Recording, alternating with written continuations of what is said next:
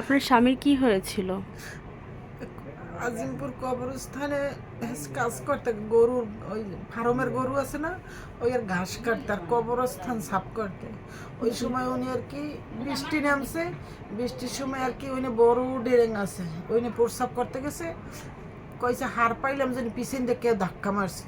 ওই ধাক্কা মারায় ডেরেঙ্গে পইরে গেছে, পইরে যাওয়ার পরে অনেক ডাক সিক্কুর পড়ছে, কেউ শোনে না। উনি পাশে কলেজ, ওই কলেজের পোলাপানে জানালা দিয়ে দেখছে, অথচ ওরা আইয়ে ধরতে পারে নাই।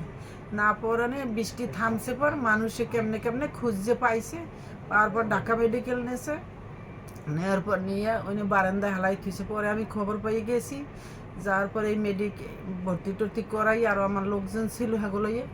পরে ওই যে এক্সে মেক্সে করাই দেখে কলজে গুঁড়ো গুঁড়ো হয়ে গেছে, এই হাত ভাঙছে, এই পাও ভাঙছে, এই মাজার এই আড্ডিটা ভাঙে গেছে। পরে অনেক চিকিৎসা করাইছি, 4-5 লাখ টাকা খুয়াইছি। পরে ধরা পড়লে শেষমাস ধানবন্ডি, পপুলার ধানবন্ডিতে ধরা পড়লো যে কলজা গুঁড়ো গুঁড়ো হয়ে গেছে, পছন্দ হচ্ছে ক্যান্সারের ভিতরে গেছে। পরে 2 বছর পর মারা গেছে।